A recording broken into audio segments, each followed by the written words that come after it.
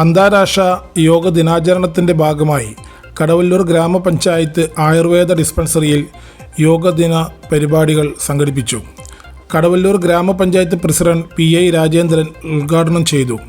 ഗ്രാമപഞ്ചായത്ത് വികസന standing committee chairman Prabhat Mullappally അധ്യക്ഷത വഹിച്ചു.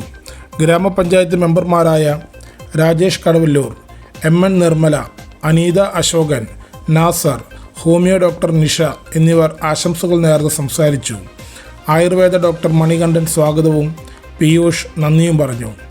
40 യോഗ പരിശീലനം ലഭിക്കുന്ന സഹോദരിമാരുടെ യോഗ പ്രദർശനവും ഉണ്ടായിരുന്നു.